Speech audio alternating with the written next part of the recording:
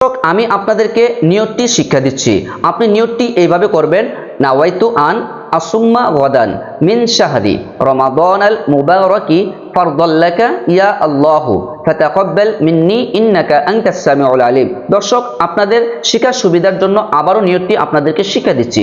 নিয়তটি হচ্ছে নাওয়াইতু আন আসুম্মা গাদান মিন শাহরি রমাদানাল মুবারাকি ফারদাল লাকা ইয়া আল্লাহু ফাতাকাব্বাল মিন্নি ইন্নাকা আনতাস সামিউল আলিম। দর্শক, নিয়তটি এই নিয়তটির সাথে আমাদের মাহে রমাদানের যে রমজানের রোজা রাখার যে নিয়ত করি সেই নিয়তটি একই নিয়ত। এই দোনোটা নিয়ত একই, এর মধ্যে কোনো ভিন্নতা নেই। আপনি যদি আরবিতে নিয়ত না পারেন তাহলে বাংলায় মনে মনে নিয়ত করবেন, আমি জিলহজ মাসের আজকের আরাফাত দিনের রোজা রাখার নিয়ত করলাম। এই নিয়ত করার পরে আপনি ফজর নামাজ আদায় করবেন। ফজর নামাজ আদায় করে আপনি সুন্দরভাবে কোরআনুল কারীম তেলাওয়াত করবেন, তাসবিহ তাহলিল পাঠ করবেন।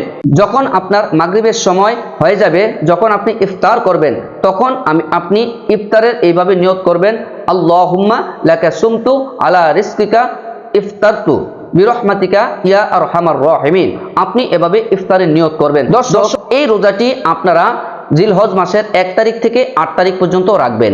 এটা হচ্ছে জিলহজ মাসের রোজা। দর্শক, এই রোজাটি যখন আপনি রাখবেন তখন আপনার অবশ্যই কোনো প্রকার গ্যাপ দেওয়া যাবে না, কোনো প্রকার এখানে বিরতি রাখা যাবে না। একটানা এই রোজাটি রাখতে হবে। যে ব্যক্তি একটানা এই রোজাটি গ্যাপ ছাড়া রাখবে, নবী করিম সাল্লাল্লাহু আলাইহি সাল্লাম বলেছেন তার পূর্বের এবং পরের সকল গুনাহগুলো আল্লাহ তাআলা মাফ করে দিবেন। দর্শক, এই মাসের গুরুত্বপূর্ণ আরেকটি আমল হচ্ছে আরাফাত দিনের রোজা। এই আরাফার রোজাটা ইনশাআল্লাহ 9 জিলহজের, সেটা আমরা পরবর্তী ভিডিওতে আপনাদেরকে বলে দেব। অনেক মহিলারা এই আরবি মাসের হিসাব, তারপরে এটা তারিখ, এই হিসাবটি রাখতে পারেন না। এই জন্য আমরা ইংরেজিতে হিসাবটা করছি। আগামী 8 জুন থেকে শুরু করে 15 জুন পর্যন্ত আপনি এই রোজাটা একটানা ধারাবাহিকভাবে রাখবেন। একটানা ধারাবাহিকভাবে যদি আপনি না রাখেন তাহলে আপনি এই সওয়াব, এই ফজিলত থেকে বঞ্চিত হতে পারেন। দর্শক, তার সাথে আরেকটি বিষয় আপনাদেরকে বলে রাখি, সেটা হচ্ছে কোরবানি। এই কোরবানি হচ্ছে আমাদের জন্য যাদের কোরবানি ওয়াজিব, যাদের উপর কোরবানি ওয়াজিব করা হয়েছে, অবশ্যই তাদেরকে কোরবানি করতে হবে। এটা হোক পুরুষ কিংবা নারী, উভয়ের পক্ষ থেকে এই কোরবানিটা ওয়াজিব হয়ে যায়। দর্শক, এই কোরবানিটা করতে হবে 10ই জিলহজে। 10ই জিলহজে যখন আমরা কোরবানি করব তখন অবশ্যই আমাদেরকে এই কোরবানির পশুটিকে এমনভাবে নির্ধারণ করতে হবে যেন আমাদের কোরবানিটি সহিশুদ্ধ হয়ে যায়। অনেক মা বোনেরা আমাদেরকে প্রশ্ন করেছেন যে হুজুর, আমাদের কোরবানি কিভাবে ওয়াজিব হবে, কত টাকার মালিক হলে আমাদের উপর কোরবানি ওয়াজিব হবে। দর্শক, আপনি যদি 10ই জিলহজ থেকে শুরু করে 11, 12, 13 পর্যন্ত, 10, 11, 12 এই 3 দিন, 10 তারিখ, 11 তারিখ, 12 তারিখ অর্থাৎ ঈদের দিন আর তারপরে 2 দিন, এই 3 দিন যদি আপনার কাছে নেশাব পরিমাণ সম্পদের মালিক যদি আপনি হন, এক কথায় বাংলা কথায় বলতে গেলে আপনার কাছে যদি কমপক্ষে 70, 75 বা 80 হাজার টাকার মালিক আপনি যদি হন এই 3 দিনে, তাহলে আপনার উপর কোরবানি ওয়াজিব হয়ে যাবে। দর্শক, আপনাকে কোরবানি অবশ্যই করতে হবে, হোক সেটা একটা খাসি কিংবা হোক সেটা যে কোনো পশু দ্বারা কোরবানি করলে আপনার কোরবানি ওয়াজিব হয়ে যাবে। দর্শক, আপনি কোরবানিটি এইভাবে করবেন। আর বিশেষ করে এই জিলহজ মাসের 1 থেকে 10 তারিখ পর্যন্ত যে আমলগুলো আছে, এই আমলগুলো ইনশাল্লাহ আপনারা সুন্দরভাবে এই আমলগুলো করবেন। যারা অনেক মা বোনেরা জানেন না তাদের উপর কোরবানি ওয়াজিব হয়ে রয়েছে। আপনার উপর কিভাবে কোরবানি ওয়াজিব আপনি নিজেও কল্পনাও করতে পারবেন না, কিন্তু আপনাদের উপর কোরবানি ওয়াজিব হওয়া সত্ত্বেও আপনারা কোরবানি করছেন না। আপনি কি জানেন আপনি এর কারণে আপনি গুনাহগার হচ্ছেন? আপনি এর কারণেই আপনি বিশাল একটা গুনার ভাগী হচ্ছেন। আপনি নিজেও গুনাহগার হচ্ছেন, আপনার স্বামীও গুনাহগার হচ্ছে, আপনার পরিবার পরিজন সবাই গুনাহগার হচ্ছে।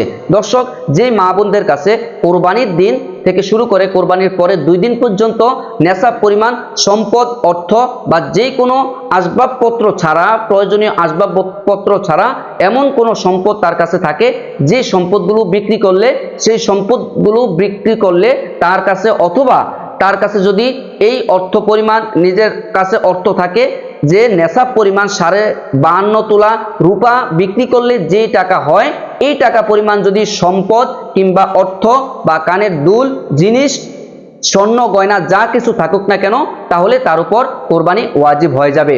আপনি এই কোরবানিটা কিভাবে করবেন? আপনার উপর কোরবানি যখন ওয়াজিব হয়ে যাবে, আপনি যে কোনো একটা খাসি কিংবা একটা বকরি অথবা একটা গরু, যে কোনো একটি পশু দিয়ে আপনি কোরবানি করবেন, অথবা আপনার স্বামীর ভাগের সাথে আপনিও একটা ভাগ দিতে পারেন।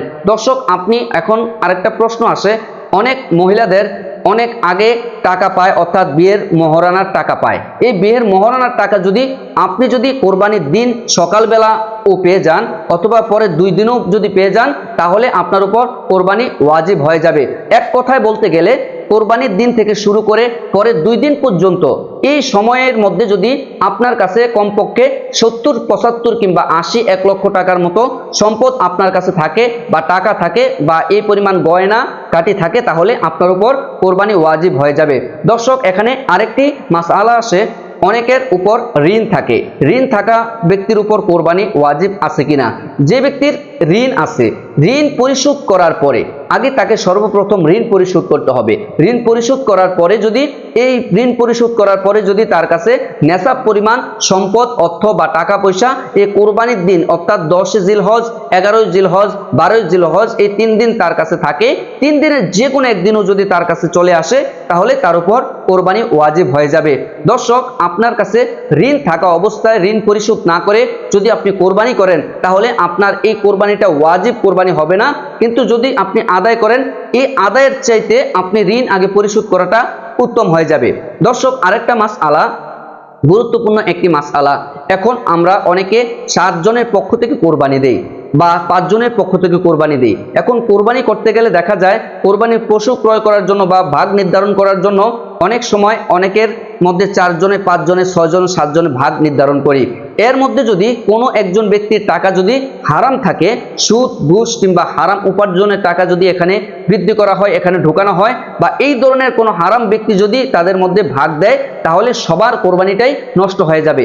এই জন্য আপনাকে অবশ্যই খেয়াল করতে হবে যাদের সাথে আপনি ভাগ দিচ্ছেন, কোরবানির ভাগ দিচ্ছেন, সেই লোকটা সলিড কিনা, সেই লোকটা ভালো কিনা, নামাজি কিনা। যদি এইরকম আপনার কাছে সন্দেহ থাকে যে এই লোকগুলা নামাজি নয়, ভালো নয়, তাদের টাকার মধ্যে হারাম মিশ্রিত টাকা থাকতে পারে, তাহলে তাদের সাথে আপনি কোরবানি করবেন না। আপনি প্রয়োজনে নিজে একা সামর্থ্য থাকলে একা কোরবানি করার চেষ্টা করবেন। দর্শক, এখন আপনাদেরকে গুরুত্বপূর্ণ আরেকটি কথা বলে আজকের ভিডিওটি শেষ করছি।